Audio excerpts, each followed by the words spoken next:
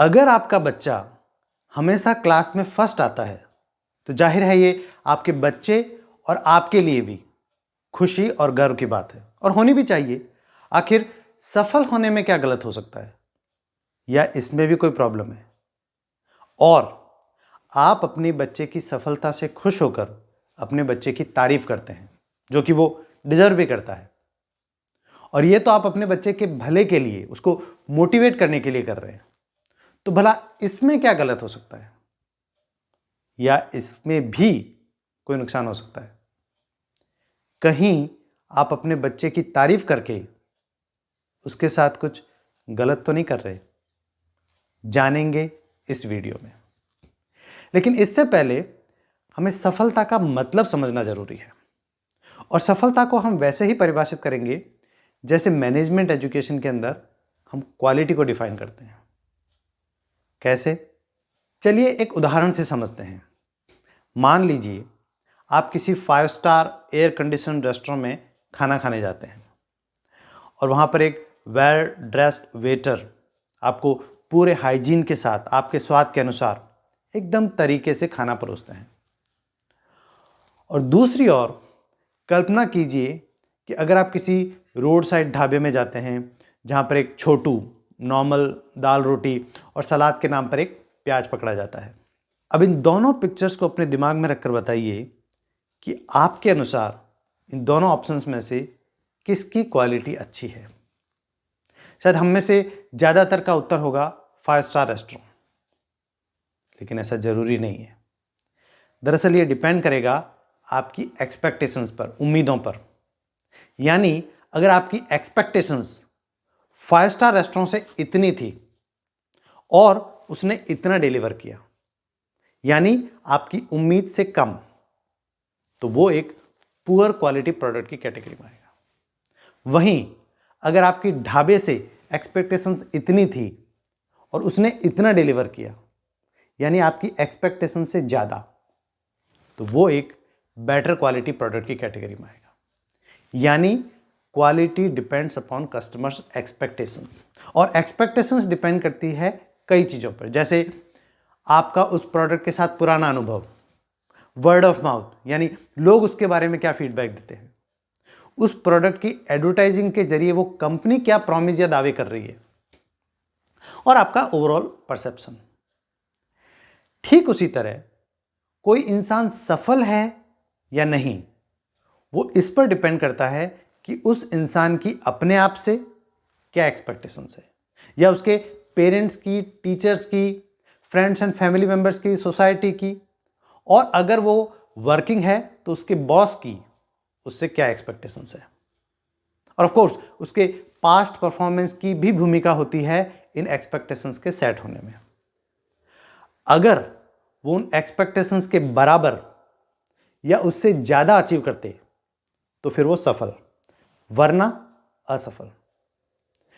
अच्छा, इस संदर्भ में एक मनोवैज्ञानिक कंसेप्ट है, पिग्मेलियन इफेक्ट या पिग्मेलियन प्रभाव, जिसके अनुसार high expectations lead to improved performance. मतलब अगर कोई टीचर अपने स्टूडेंट से, या पेरेंट अपने बच्चे से, या कोई बॉस अपने एम्प्लॉय से ज़्यादा उम्मीद रखे, तो ये चीज़ शब्दों के जरिए या व्यवहार के जरिए उस तक पहुंची जाती है, और फिर वो इंसान सामने वाले की उम्मीदों पर खरा उतरने की कोशिश करता है और उसका परफॉर्मेंस इंप्रूव होता है। लेकिन इसमें एक रिस्क ये भी है कि अगर आपकी एक्सपेक्टेशंस बहुत ज़्यादा हो जाए और उसका परफॉर्मेंस उस लेवल तक नहीं पहुंच पाए, तो फिर वो अपने आप को असफल समझने लगता है, और उसका आगे का परफॉर्मेंस इस पर डिपेंड करेगा कि वो इस फेल्योर यानी असफलता को किस तरह से हैंडल करता है।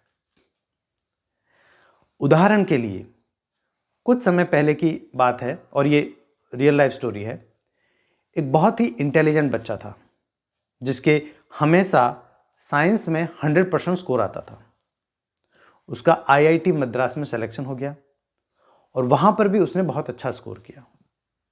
फिर यूनिवर्सिटी ऑफ कैलिफोर्निया, जो अमेरिका में है, वहां से उसने MBA किया और अमेरिका में ही उसे बहुत अच्छी सैलरी वाली जॉब भी मिल गई।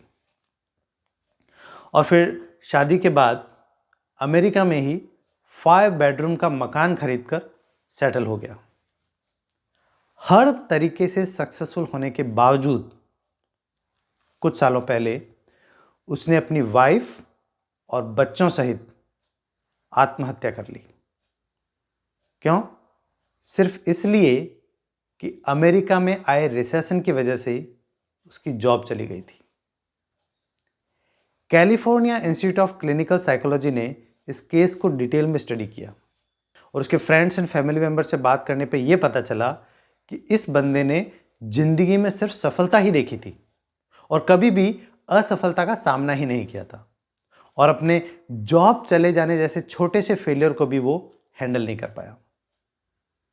बाय द वे, आपकी जानकारी के लिए बता दूं, इंडिया में हर 1 घंटे में एक स्टूडेंट सुसाइड करता है और उसके पीछे सबसे मुख्य कारण है उनके पेरेंट्स की, समाज की और उनके अपने आप से एक्सपेक्टेशंस और उन एक्सपेक्टेशंस का प्रेशर।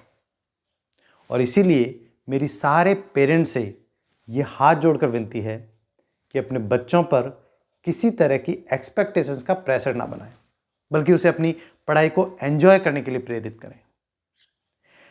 अच्छा, अभी थोड़ी देर पहले ही हमने ये डिस्कस किया था कि एक्सपेक्टेशंस तो पास्ट में मिली सफलता पर भी निर्भर करती है और आपके द्वारा की गई तारीफ पर भी निर्भर करती है।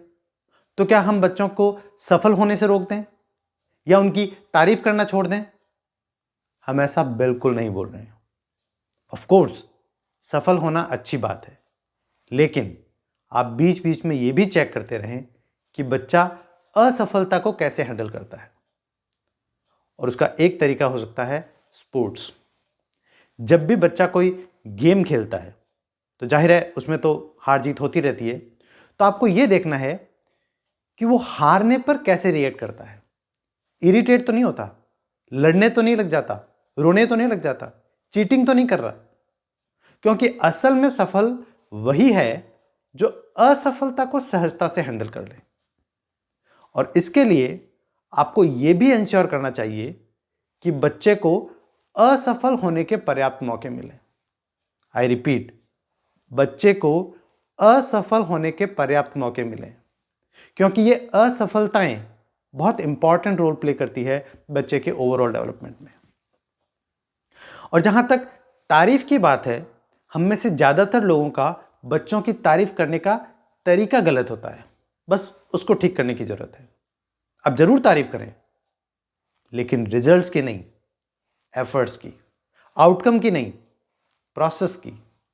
उसके कितने मार्क्स आए हैं इसकी तारीफ नहीं करें, बल्कि उसके लिए उसने कितने प्रयास किए, कितनी मेहनत की, उसने क्या सीखा, इसकी तारीफ करें। कैरल ड्वेक नाम की एक साइकोलॉजिस्ट ने बच्चों की साइकोलॉजी और परफॉर्मेंस को समझने के लिए उन पर कुछ एक्सपेरिमेंट्स किए और यह निष्कर्ष निकाला कि कोई बच्चा किसी प्रॉब्लम को सॉल्व कर पाने में सफल हो पाता है या नहीं, इससे ज्यादा महत्वपूर्ण यह है कि वो अपनी सफलता या असफलता के लिए किसको जिम्मेदार मानता है, अपनी काबिलियत को या अपने प्रयास और मेहनत को।